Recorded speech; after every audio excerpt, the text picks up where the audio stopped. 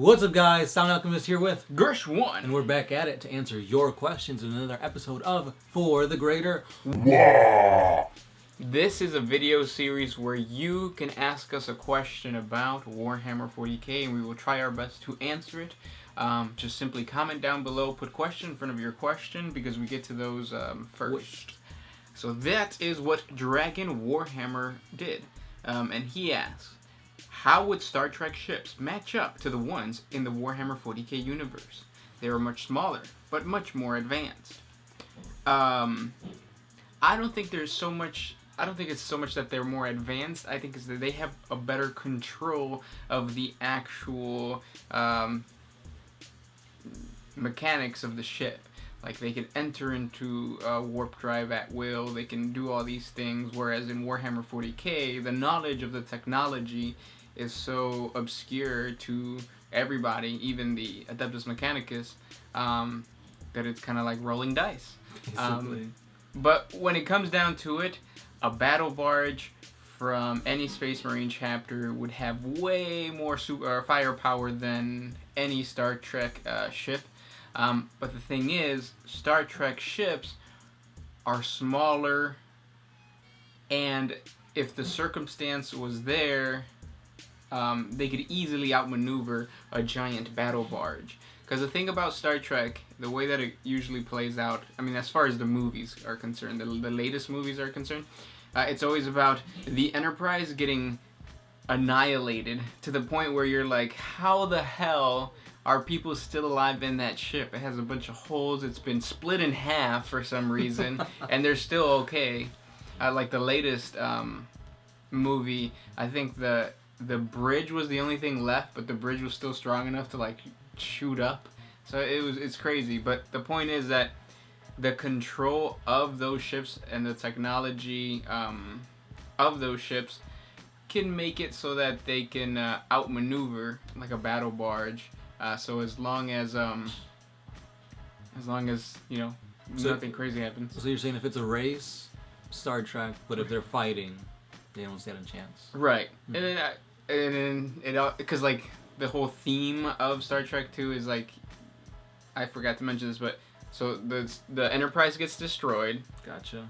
But then somehow it always comes back because of some crazy trick that Kirk did or somebody else did. And I feel like that's what would happen. Like, the battle barge would encounter the Enterprise, destroy it to bits, but then all of a sudden some technology, some button in the ship they press, and it reanimates itself again, and then they can battle it, and somehow the Star Trek or the Enterprise wins, because that's how they go. It's difficult to compare Star Trek to Warhammer 40K, but yeah, that's what I think.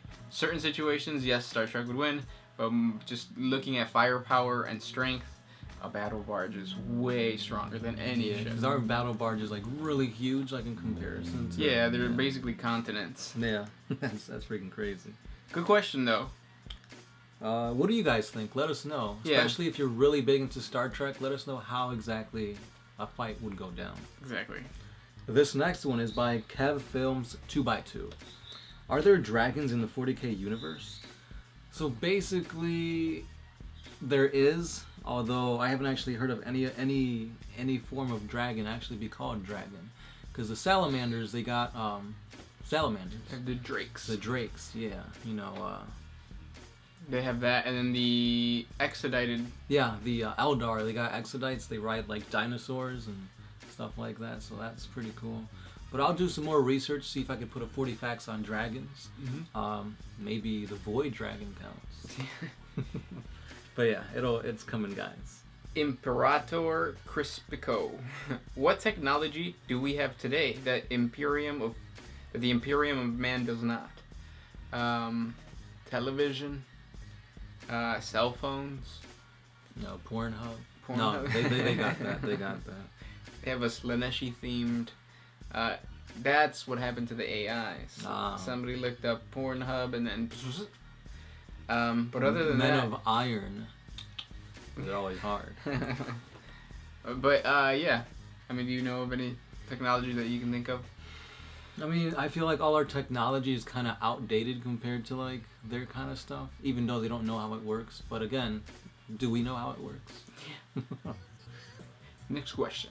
This next one is by, trying to see, Hydra Wolf.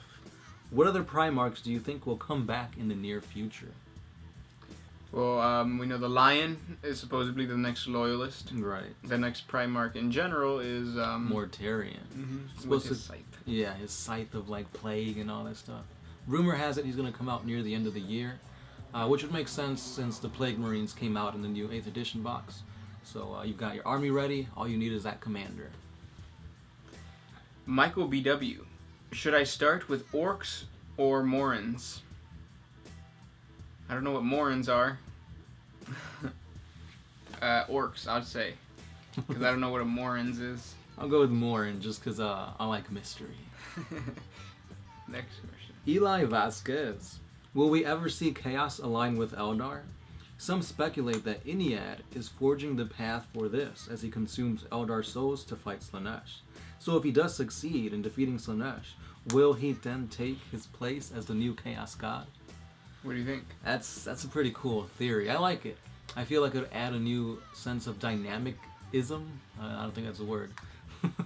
To the Dark Eldar, since the Harlequins and the Eldar use psychic powers, but I never knew why the Dark Eldar don't. So maybe that'll be a good kind of leeway into it, lore-wise. Although I don't like the fact of actually killing off Slaanesh. But maybe they could share the same throne, kind of like a fusion of the two gods. Yep. And then I definitely see Tzeentch playing a part in aiding the Eldar in destroying Slaanesh, or at least weakening Slaanesh, because you got to remember that all the Chaos Gods, they hate each other, so they're constantly fighting. This would be a perfect opportunity for an intelligent Chaos God, which is Tzeentch, use the psychic, just natural abilities of the Eldar to weaken Slaanesh. That's a good idea. Next question comes from Angron. What if I was never sent through the warp and instead stayed with the Emperor? So you wouldn't have the butcher's nails in your head. You wouldn't ever become a demon prince. Yep. And none of your other brothers would have messed up like that. There'd be no Khorne berserkers. Right. So that's going to change a lot of things. The worship for Khorne wouldn't be as big since you're missing a big...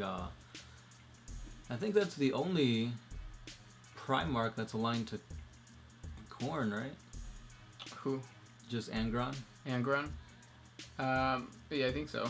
Yeah. The rest of them are like either other gods or united or undivided. But one giant thing that would happen if the Primarchs never were spread out by the Chaos Gods, the Horus Heresy would have probably never happened. Right. The Great Crusade would have continued, but because humanity is so prone to conflict, to just scheming towards being sick, it would actually empower the Chaos Gods to the point where they would find a way to defeat the Imperium of Man, just like they did with the Eldar. Right. So ultimately, the Horus Heresy somehow prevented the Chaos Gods from becoming as strong as they would be in the 41st millennium if this new Age of Imperium would have never happened. Right. And you can learn more about that in the 40 Facts on the Illuminati. This next one is by Iferut Aznola, if that's correct. He asks, or she, will GW finally put the screws to the Iron Hands, or will the Iron Hands ever make a comeback? Yeah, I feel like they're kind of one of the overlooked legions. Definitely. Kind of like the White Scars. They're really cool lore-wise. They've got a good like gimmick to them since they like replaced their like lost limbs and stuff with like robotics. But you don't really see much going on with them. Maybe since their Primarch got beheaded, GW's like, yeah, let's not talk about that. But in the future, when they do start bringing in more lore about the other Primarchs, they're gonna have to touch on Ferrus Manus at some point. Mm-hmm. Maybe not so much to like bring him back, but touch on like his whole aftermath or something like that, because he does have a connection with Necrodermis and the Void Dragon, doesn't he? I believe there's something there. Yeah, so maybe that in the future will spark some interest for GW to put more effort into the Iron Hands. But that's really down the line. Yeah, like I don't see that happening anytime soon. Yeah. And he also has a second question. This one says, if I can get my phone to there it is. How would you feel if GW finally brought order to the warp? It would be cool. It doesn't, like, the warp being turbulent and crazy doesn't play that much into the actual gameplay. Right. Except for not Shadow of the Warp, except Barrels. for Barrels. But even that, it's just like one little bit one little piece of, like, rule for the entire game. Right. In terms of lore-wise, it would kind of put a dent in the idea that the Imperium can't be as advanced anymore because they have no excuse. Right. Without the warp being turbulent, there's always some kind of like formula or some way to anticipate what the warp will do since there's order to it. Yep, and there will be no need for the Astronomicon. Right, because they can predict there's going to be a storm here, let's go around this way or something like that. Yeah. I don't think they're ever going to do that. Like, ever. This next question comes from Papi 37 Ounces. Do you guys have battles at your local shop? I find it hard to play at my local shop since a lot of players are really awkward. With our shop, a lot of players are really young. Yeah, there's a bunch of kids there. And, like, we're in our 20s, so it's hard to connect with a 17-year-old that's just really excited to paint, you know? So no, we don't really play in the shop. I've only played once, and I got beat by like a 7-year-old because that was like one of my first games, and I've never shown my face ever since. But yeah, get a good battle group and get somebody's basement or garage and build your terrain there. Or just go to your ceiling or attic. I mean, let the ghosts play. This one is by that guy. What about the Emperor's luscious hair? Whatever happened to that? First it was blonde, and then it was black, and now it's blonde again, and then it was white. Now it's gone, since he's like a skeleton. Yeah, so that's what happened to it. Mm-hmm. You need to get some weave on that man. Desdisharo, he asks, "Hey guys, big fans. Thanks. My question would be, I am new to the Warhammer 40K tabletop, but not Warhammer 40K in general. I want to start Blood Angels plus Death Company. What would you recommend to buy, apart from the Start Collection, to build an up-in-your-face Blood Angels army around 1,000 points, which is decent in the 8th edition? Thanks so much." I haven't looked at the new I haven't looked at any of the new data sheets, really, not even the orcs. Yeah, we from what I know, the Blood Angels pretty much stayed the same. One thing that I'm not certain of, maybe you guys can answer this down below, do they keep their psychic powers that they had? Because I know everything got kind of reduced, so now there's only like 3 psychic powers per discipline that you can choose sometimes. But one of the psychic powers that I feel would help the Blood Angels a lot would, first of all, get a Dreadnought. Make sure it's your HQ Dreadnought, that way you can be a Psyker, and give him the wings of Sanguinius. That way you can move like a flyer with your Dreadnought. So again, that'll help your whole theme of getting up in the face. You've got the armor of a Dreadnought, which has like, I don't know, I think it was like 12 wounds now. So that's a good idea. But again, guys, let me know if they still have that psychic power stuff. Yep. And those were the questions for this week. Thank you so much for sending them our way. Again, comment down below if you want your question answered for next week, or if you did not get your question answered today. Always try